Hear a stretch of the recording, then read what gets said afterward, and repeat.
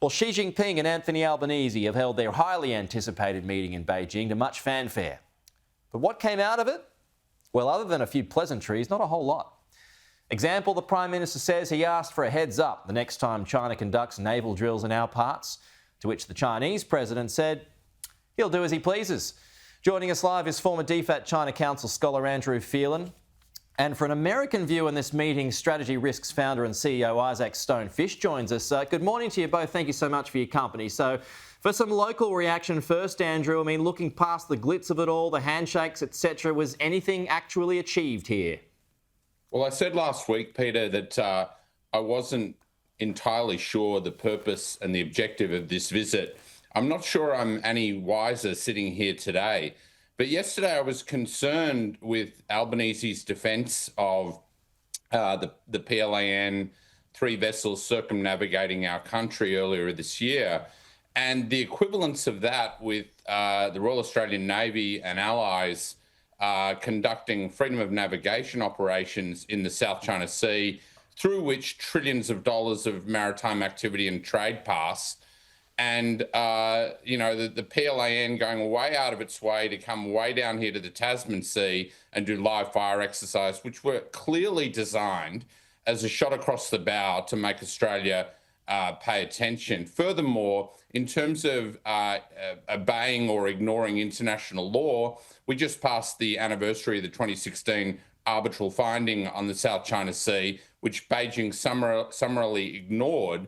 And it's been operating inside the UNCLOS-defined exclusive economic zone of the Philippines for quite some time, doing what it's like. So there were times yesterday when Albanese sounded like he was a spokesman for Xi Jinping and not for our national interest. Well, I mean, because he asked, didn't he? Hey, as I said, give us a heads up next time you do it, to which Xi Jinping said, thanks, no thanks. It's international waters, we'll do as we please.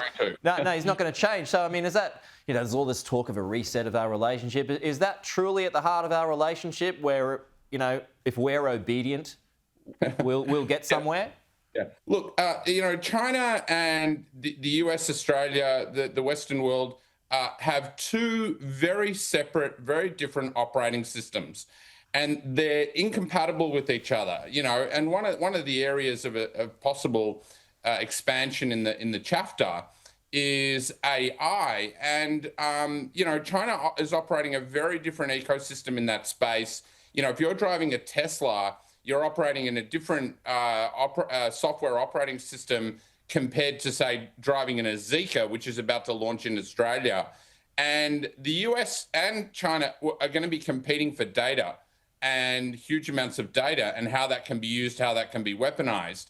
And furthermore, I would add that it makes no sense for Australia to be cooperating with China on AI, as some scribes here have suggested, when it's a complete surveillance and censorship state. Yeah. Let's go to you, Isaac. Good to see you, by the way. Thanks for your time this morning. So, I mean, no doubt the White House would be curious about the goings-on in Beijing at the moment. What do you think is the US view of this meeting, if anything? I think the United States understands that countries the world over are trying to balance between China and the US, but I don't think the White House loves that, and certainly I don't love that. And I think there's a lot of frustration with countries around the world that have as their most important security partner the United States and their most important economic partner, China. And countries often think, and I think Australia sometimes falls into this trap, that Beijing just wants an economic relationship, or that it has no strings attached deals. But I think folks should really understand all of the heavy strings that come into engagement with Beijing and make sure that they're pricing that into their deliberations. So just elaborate on some of those heavy strings. Some of it is on Taiwan and on the United States doesn't recognize Taiwan as a country, but it supports Taiwan a lot more than most other countries do. And Beijing leans on countries like Australia to move further away from Taiwan. It's supporting Chinese dissidents. It's advocating for free speech in China. It's complaining about unfair trade practices. All of these things can put a country in the doghouse. Yeah, which we've been in the past. I mean, back to you, Andrew. The Premier, and this was an aside last night, this came after the meeting with the President, he wants better access now for Chinese businesses here.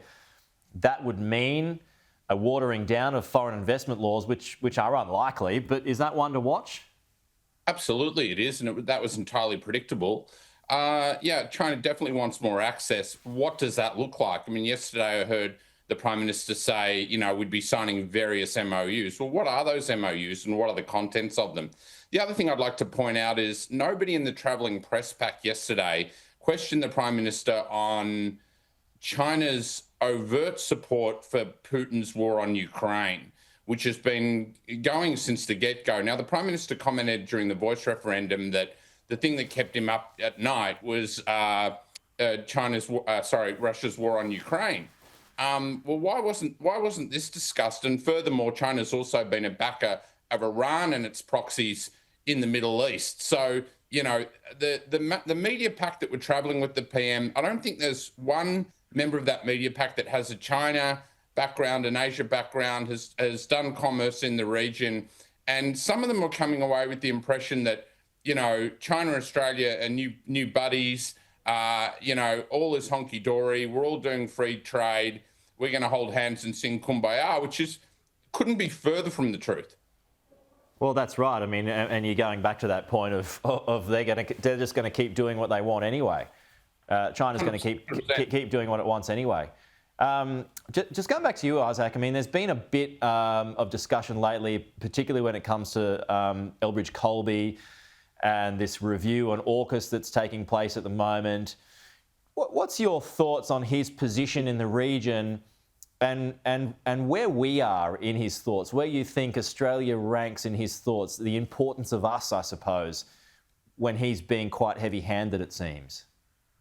I think if Australia wants to show, this administration wants to show folks like Bridge Colby the importance of it in the region, putting on tougher policies that restrict negative and inimical behaviors from the CCP is really a way to go. And I think it gets back to that point on balancing.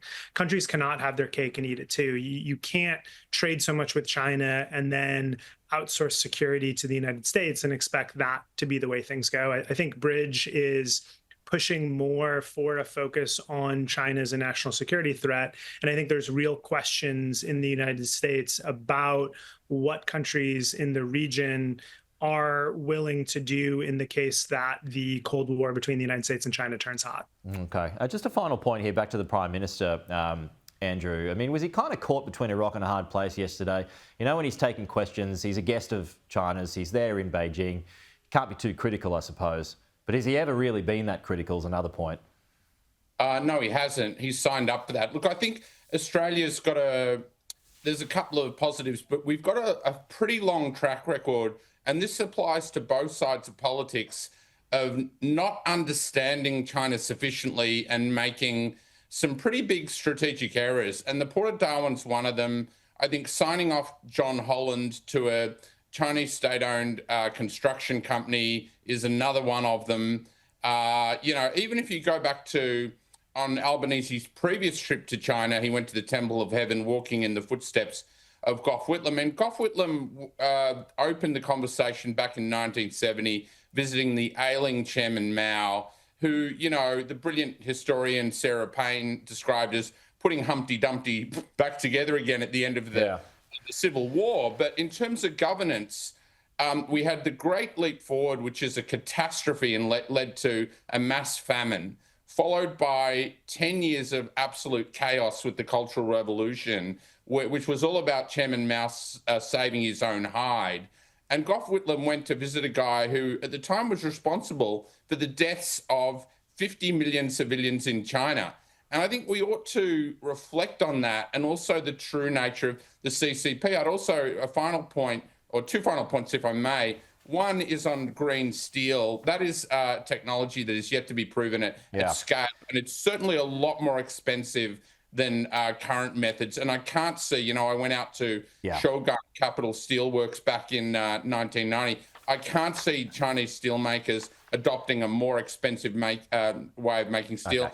Okay. Finally, yesterday, Xi also hosted the Shanghai Cooperation meeting in China, with the foreign minister of Iran, Russia, and India and so on. So he's had a busy day. Yeah, he sure has. Isaac, Andrew, good chats. Thank you so much for coming on. We'll talk to you again soon.